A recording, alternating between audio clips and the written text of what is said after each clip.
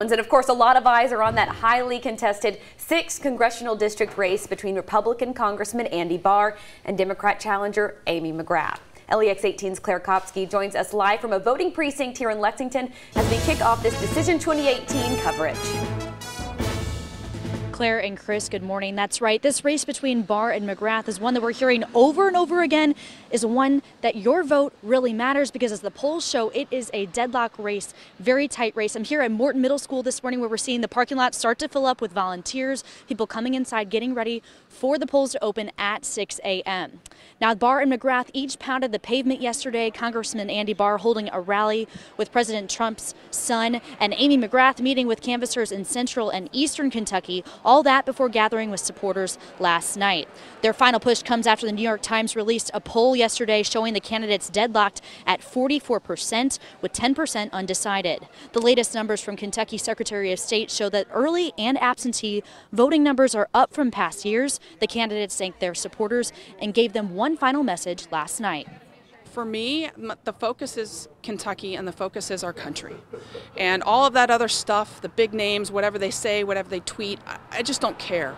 It's about doing what's the right thing. So often you hear people say, well, why can't Congress get anything done? Well, we did in this term of Congress. Historic tax cuts, deregulation, bipartisan work I've led to increase Americans' access to the financial services available to them in this country. Barr and McGrath echo each other's sentiments about the campaign coming to a close, saying that they feel confident, but also telling Kentuckians to get out and vote today. Today here at Morton Middle School, Andy Barr will be exercising his right to vote, and Amy McGrath will be up in Georgetown at the Church of Jesus Christ Latter-day Saints. For now, covering the news in Lexington from the LEX 18 Mobile Newsroom, Claire and Chris, back to you. And another big race right here in Lexington will decide who will become the city's next mayor. Tiffany Jackson is downtown now with this Decision 2018 coverage. Good morning, Chris, Claire. Yeah, this race here for that Lexington chair is between a former chief of police, that's Ronnie Baston, and a former vice mayor of Lexington, that's Linda Gorton. Now, Baston and Gorton have met a few times for debates in the past couple months and discussed a number of topics within the city of Lexington, from affordable housing to crime to downtown growth to tourism. For the most part, we've seen both of these candidates have very similar positions on most issues, so this might be one of the harder races for Lexington voters to decide on. Both candidates have touted their experience throughout their campaigns. Baston on his experience in public safety and Gorton on her experience as a council member. Now, one of the hot topics that both candidates agree on is making safety a priority for our students. We know that the bottom line is that if we don't have a safe community, which means safe schools, then the rest of the amenities and the things that we really like kind of take a back seat because we first have to have public safety. We have some serious issues. We have to get this thing figured out. There's no good answer other than we have to do it right. We can't shortcut it. It's time we had unapologetic conversations about whatever it's going to do to take keep our kids safe. Thank you.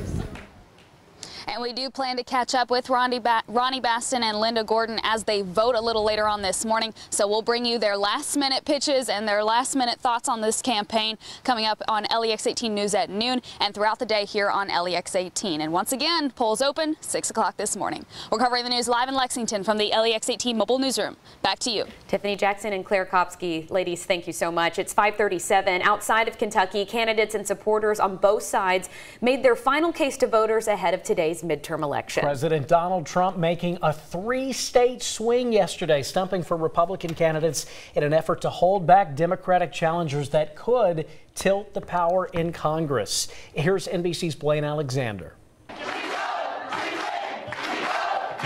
It is the final stretch. Let's go out and get some votes, my friend. Across the country, from the Senate race in Texas, we are going to win this race. We have this chance to do something amazing for this country that we love so much. To the governor's contest in Florida and everywhere in between, candidates in tight races making their closing arguments. Democrats getting a hand up from former President Obama, driving home the party's message on health care. You vote, you might save a life. This week, making a final push for Indiana Senator Joe Donnelly. And tonight, President Trump hitting the Hoosier state. Is there anything like a Trump rally? Stumping with Donnelly's opponent, Republican Mike Braun, the president making his own legacy top issue on the ballot. But everything we have achieved is at stake tomorrow. Everything. It's his second of 3 rallies today, ending his midterm push in Missouri, working to unseat Democratic Senator Claire McCaskill. There's a big difference on health care, right? A scramble for votes, with early voting numbers already breaking records hours before Election Day. Blaine Alexander, NBC News, Washington. Coming up on 5:39 to some news overnight into the LEX 18 newsroom. Police are on the scene of an overnight shooting in Scott County. Police were called to the 1900 block of Woodlake Road and Stamping Ground just after 2 this morning.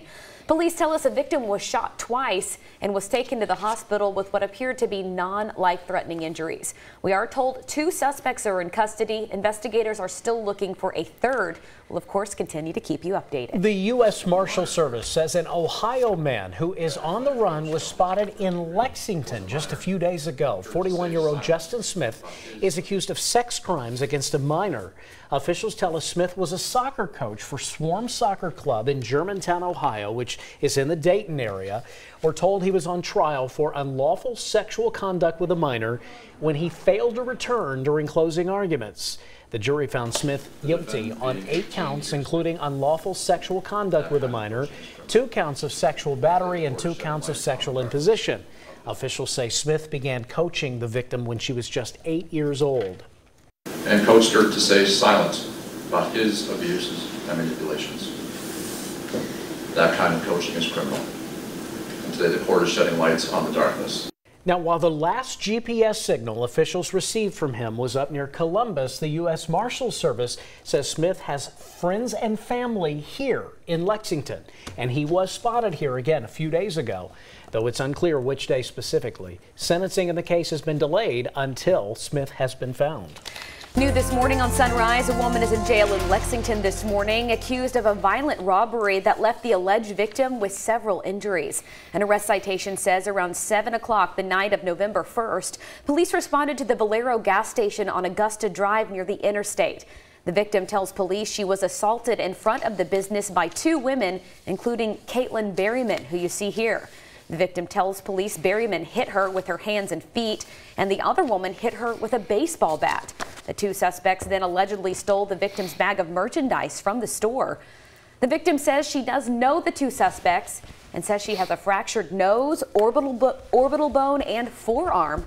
Berryman is charged with first-degree robbery. 5:41. This story new on Sunrise. A man is in custody after a standoff with police in Boyd County that lasted more than 5 hours. This happened yesterday at an apartment on Harrison Street in Ashland. Police arrested 41-year-old Virgil Van Hoos after he allegedly held 2 women hostage while police were following up on a